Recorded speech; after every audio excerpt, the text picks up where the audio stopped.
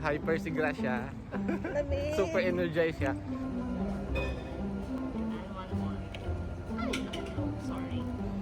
Uwi na kami. Gusto ko na mag-CR. Labs, 2 minutes ka na kapanilig. Yan yung nawawalang medyas.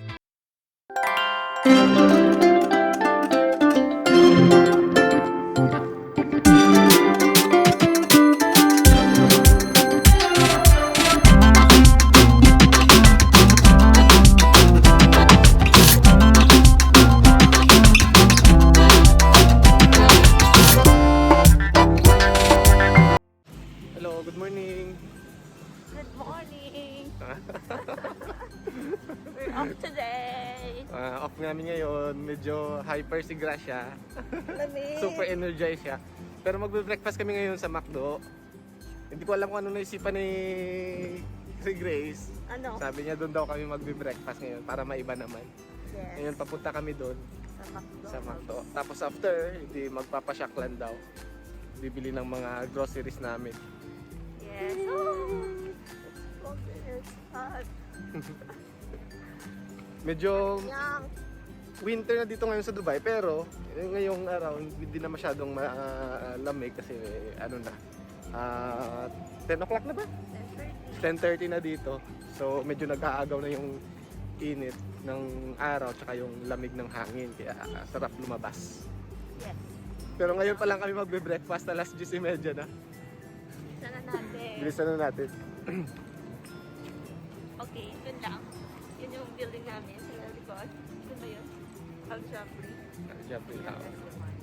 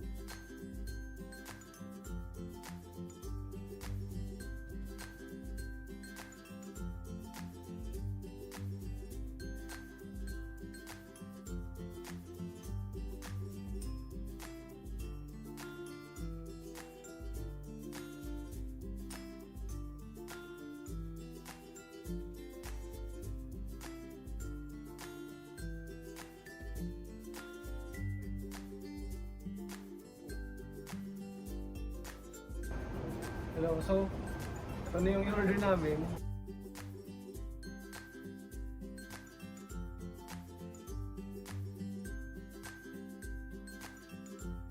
Yan. Nakatipid kami dahil nag-purchase si Gracia gamit yung McDonald's app. Kaya medyo nakatipid kami konti. Okay. Konti lang. Yan na lang. So, Mac coffee. I made some with a fresh milk. Oh, it's hot. Oh. So, there's fresh milk, and sugar. Hindi na palaway-laway mo kasi ano? Snap. Si Tita Rick, si Tita Bem. Pour it on.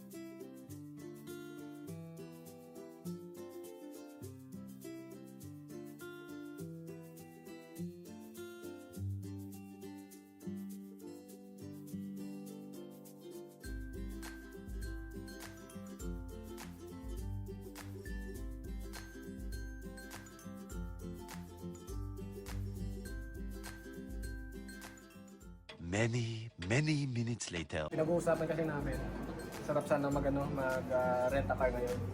Kasi off kami dalawa, tsaka wala namang masyadong gagawin. Kaya pwede sana kaming gala-gala. Kaso hindi pa pwede yung license ko kasi kakapasa ko nga lang ng driver's license dito sa UAE. Yung e-car tsaka yung Uber Drive nire-record nila na dapat 6 months old yung driver's license mo para makapag-rent a car ka sa kanila. Sayang, maghihintay ka pa ng 6 months. Sa standby tuloy yung license ko, wala akong practice. Mas wala kang license. Isa pa yun, wala kang license sa Pinas. Kung meron kang license sa Pinas, tapos kahit na below 6 months old pa yung driver's license mo dito sa UAE, pwede ka nilang parentahan ng sasakyan, parentahin ng sasakyan. Sayang, sarap sanang gumala. Sarap pa ng weather sa labas. Medyo mainit yung araw kasi nga ng tanghali na, pero yung hangin malamig. Kaya sarap.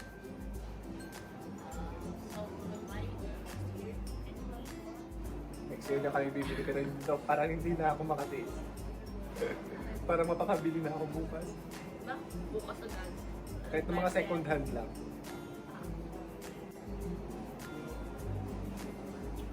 Sarap kasing gumala pag chill ka mag-unwind. Unwind.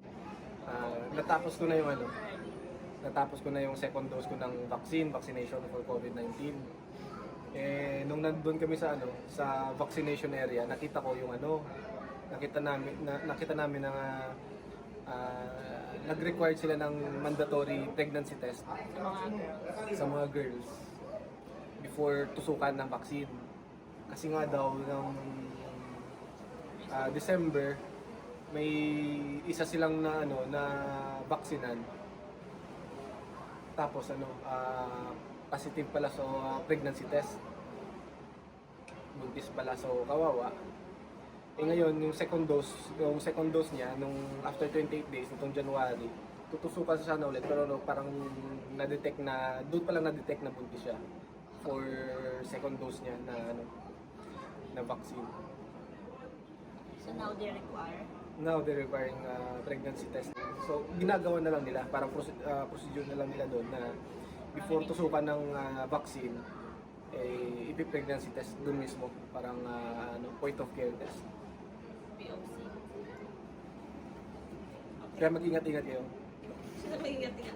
Wala naman doon sa Pinas. Wala pa nga doon sa Pinas. Wala pa sa Pinas. Pero dadating din dyan. Matagal pa yan. Wala pa. Tsaka ano pala, so far, sa mga nagtatanong na kung anong naramdaman ko after ng first at second dose, wala naman, medyo may mga joint pains lang, konti. Pero okay naman, effective naman. Hindi ko pa masabi pala na effective kasi hindi pa ako antibody test. After 28 days pa daw, nung isang araw lang ako nabaksinan ng second dose. Kaya after 28 days, doon pa lang ako makakapag antibody test. Tsaka nung China yung vaccine na ginamit sa amin. Wag ko nang Pfizer sa amin, pwede pa ako. sa kanila Decided yet? Pfizer pero hindi pa daw siya decided kung magpapabaksin sa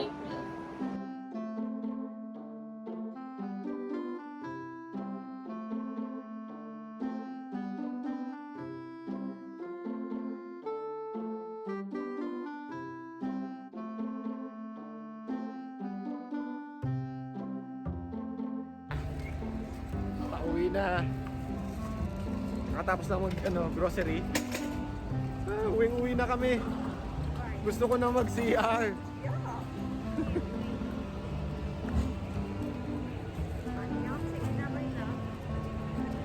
One eternity later. Nandito na kami sa bahay. Hindi pa niya ginagalaw yung mga pininundan niya nandun sa kanila.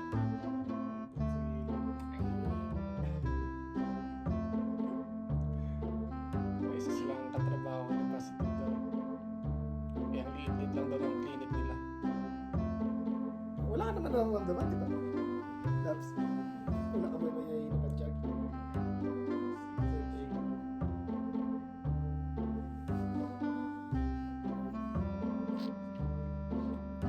Tapos pinag-uusapan namin, ang daming buhok sa sahig. Yung book yan. Ayun daw buhok yan. Ikaw kasi maabot na yun.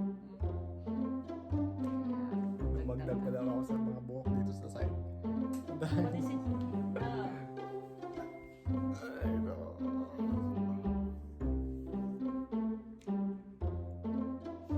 Nag-worry talaga siya. Siya pa ito nag-swap sa katrabaho niya.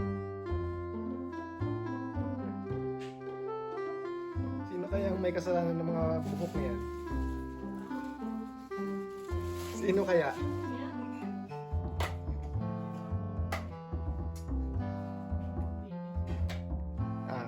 Malaman. Si Bibing na naman yung suspect.